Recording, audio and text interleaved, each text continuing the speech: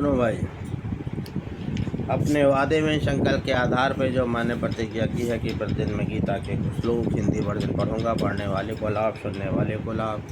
और सबसे बड़ी चीज़, भगवान कृष्ण स्वयं कहते हैं जितनी देर पढ़ा सुना जाएगा मैं ज्ञान यज्ञ से पूजित होऊंगा। स्वाध्याय हो जाएगा, तप हो जाएगा, योग हो जाएगा, आदमी नरक नहीं जाएगा, स्वर्ग जाएगा, पक्का स्वर्ग जाएगा। भले ही पूर्ण क्षीण होने पे पत्ते पे आ जाए, लेकिन एक न एक दिन उत्तरोत्तर वृद्धि करते हुए भगवान अपने धाम में बुला लेते हैं। बीज का नाश नहीं है, आदमियों की तरह भगवान स्वार्थी नहीं है। इसलिए गीता जो लिखी गई है ये मानव समुदाय के लिए है, पूरे विश्व के लिए, किसी एक जात विशेष के लिए नहीं। इसे पढ़ना चाहिए। चतुर्थ अध्याय चल रहा है, कल बता चुके हैं। यज्ञ का परिणाम जब निकल आता है, यज्ञ की पराकाष्ठा, जिस परमात्मा को पाना था उसी में स्थिति आ गई, तो शेष क्या रहा। जो स्थित प्रज्ञ महात्मा होते हैं वो ऐसा नहीं कोई आकाश पे रहते हैं, पेड़ पे रहते हैं, शरीर यही रहता है, लेकिन उनकी जो स्थिति होती है वो द्वंद्वों से मुक्त हो जाते हैं। खाते हैं, पीते हैं, चलते हैं, सारी क्रियाएँ करते हैं। उनके लिए कुछ करना पाना शेष नहीं रहता। फिर भी पीछे वालों को लिए बताने के लिए वो कर्म करते हैं, स्वाध्याय करते हैं, नित्य क्रिया करते हैं, ताकि नीचे वाले लोग भी उस प्रक्रिया को अपना करके प्रारंभ करें। द्रव्य यज्ञास पो यज्ञ योग यज्ञास तापदे स्वाध्याय ज्ञानश्चाय यतया संस्थित वार्ता।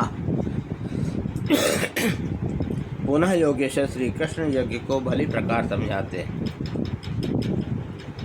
कहते हैं अनेक लोग द्रव्य यज्ञ करते हैं, अर्थात आत्मपथ में महापुरुषों की सेवा में पत्र पुष्प अर्पित करते हैं, रुपया पैसा चढ़ाते हैं। वे समर्पण के साथ महापुरुषों की सेवा में द्रव्य लगाते हैं। श्री कृष्ण आगे कहते हैं कि भक्ति भाव से पत्र पुष्प फल जल जो कुछ भी मुझे देता है उसे मैं खाता हूँ। अन्य मंत्रों में वाम मार्ग में ये दिक्कतें,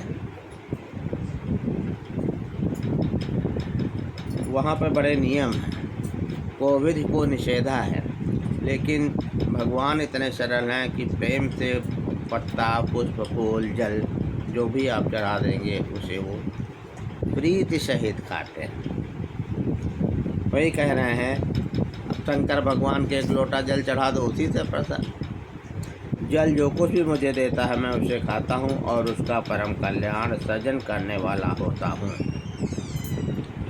यह भी यज्ञ है, हर आत्मा की सेवा करना, भूखे हुए आत्मपथ पर लाना, भूले हुए को आत्मपथ पर लाना द्रव्य यज्ञ है। जैसे विद्यार्थियों को विद्या दी जाती है, ज्ञान दिया जाता, पढ़ेंगे शिक्षा मिलेगी तभी तो अपने जीवन में उन्नति करेंगे, अज्ञान दुख का कारण। इसी प्रकार अध्यात्म पथ में जो भूले हुए हैं उनको आत्मा की सेवा परमार्थ पथ पर चला देना। इसीलिए तो सत्संग कीर्तन भजन ये सब भागवत और ये सब प्रोग्राम रखे जाते हैं। क्यों करते हैं? कि उसको आत्मपथ पर ला देना भी एक द्रव्य यज्ञ है, उसमें रुपया पैसा चढ़ाने वाला नहीं है।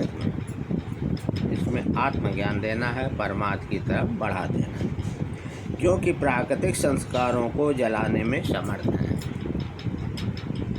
इसी प्रकार कई पुरुष तपो यज्ञ स्वधर्म पालन के लिए इंद्रियों को तपाते हैं, अर्थात स्वभाव से उत्पन्न क्षमता के अनुसार यज्ञ की निम्न और उन्नत अवस्थाओं के बीच तपते हैं। इसी पथ की अल्पज्ञता में पहली श्रेणी का साधक शूद्र परिचर्चा, वैश्य देवी संपत्ति के संग्रह द्वारा, क्षत्रिय कामाद क्रोधाद के उन्मूलन द्वारा और ब्राह्मण ब्रह्म में प्रवेश की योग्यता के स्तर को से इंद्रियों को तपाता है। सबको एक जैसा परिश्रम करना पड़ता है। इसीलिए कहा गया जातिगत विभागसा नहीं भगवान ने किया, जाति के अनुसार वर्णों की स्थापना नहीं किया, गुण विभागसा कहा, गुणों के अनुसार विभाजन किया। आप वो गुण अर्जित कर लें, आप वो पद प्राप्त कर लेंगे। जैसे लौकिक जगत में कोई एग्जाम आदमी देता है तो जितना ऊंचा स्तर का एग्जाम होता पास कर लिया उस स्तर मिल जाएगा। वास्तव में ये यज्ञ एक ही है। अवस्था के अनुसार ऊंची नीची श्रेणियां गुजरती रहती हैं। पूज्य महाराज जी कहते थे, मन सहित इंद्रियों को और शरीर को लक्ष्य के अनुसार तपाना ही तप कहलाता है। जो भी आपका टारगेट, जैसे खेल में आप जा रहे हैं तो खेल लक्ष्य होना चाहिए। खिलाड़ी लोग एक्सरसाइज करते हैं, तप करते हैं, साधना करते हैं, वही उनके लिए तप है, तभी वो प्राप्त कर पाते हैं। क्रिकेट का है, फुटबॉल का है। ये लक्ष्य से दूर भागें तो इन्हें समेटकर उधर ही लगाओ। फिल्म स्टार वाले आप देखते हैं कि कितना करोड़ों रुपया कमाते हैं, लेकिन कितना परिश्रम करते हैं, कितना एक्सरसाइज करते हैं, तब जा कर के वो फिट रहते हैं और कामयाब होते हैं। अनेक पुरुष योग यज्ञ का आचरण करते हैं। प्रकृति में भटकती हुई आत्मा का प्रकृति से परे परमात्मा से मिलन का नाम योग है। उसको आप यूँ समझिए कि जो हम लोगों का शरीर है 5 भूतों से बना हुआ, प्रकृति के अधीन है। अंतर चतुष्कर्ण मन बुद्धि चित्त अहंकार जो है प्रकृति के अधीन है। अब प्रकृति के पार जो होता है तब भक्ति आती है जाकर के। उसके पहले जितना भी चीज़ है उसकी तैयारी मात्र है। योग की परिभाषा अध्याय 6/23 में द्रष्टव्य है। सामान्यतः 2 वस्तुओं का मिलन योग कहलाता है। कागज से कलम मिल गया, थाली से मेज मिल जाए तो क्या योग हो गया? नहीं, ये तो पंचभूतों से निर्मित पदार्थ हैं, एक ही हैं। 2 कहाँ, 2 प्रकृति और पुरुष हैं। प्रकृति में स्थित आत्मा अपने ही शाश्वत रूप परमात्मा में प्रवेश पा जाता है, तो प्रकृति पुरुष में विलीन हो जाती है। यही योग है। अतः अनेक पुरुष इस मिलन में सहायक साम दाम इत्यादि नियमों का भली प्रकार आचरण करते हैं। यही कठिनाई होती है, यही हम लोग कर नहीं पाते हैं।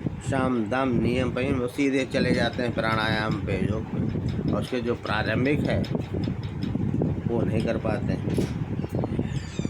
योग यज्ञ करने वाले तथा अहिंसादि तीक्ष्ण व्रतों से युक्त यत्नशील पुरुष स्वाध्याय यज्ञानान यज्ञा स्वयं का अध्ययन।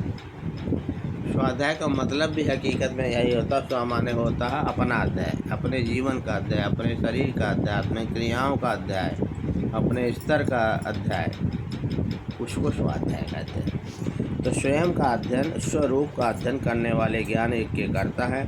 यहाँ योग के अंगों यम नियम आसन प्राणायाम प्रत्याहार धारणा ध्यान समाधि 8 अंग हैं में इनको क्रम से किया जाता। ऐसा नहीं कि आजकल जो टीवी में दिखा देते प्राणायाम करो योग करो, अब पहले है यम नियम। यम नियम का मतलब उसके भी 5 नियम हैं, उनका पालन नहीं होगा तो शरीर टूट जाएगा। देखा देखी करे योग, छीजे काया बाढ़े रोग। इसलिए वो कहते हैं योग के 8 अंगों यम नियम आसन प्राणायाम प्रत्याहार धारणा ध्यान और समाधि को अहिंसा 30 व्रतों से निर्दिष्ट किया गया है। अनेक लोग स्वाध्याय करते हैं। पुस्तक पढ़ना तो स्वाध्याय का आरंभिक स्तर मात्र है। अच्छी पुस्तकें पढ़ना चाहिए। पुस्तकें एक अच्छी मित्र कहा गया है। विशुद्ध स्वाध्याय जो मेन स्वाध्याय है स्वयं का अध्ययन है, जिसमें स्वरूप की उपलब्धि होती है, जिसका परिणाम है ज्ञान अर्थात साक्षात्कार। आज बस इतना ही। कलम लाओ जी।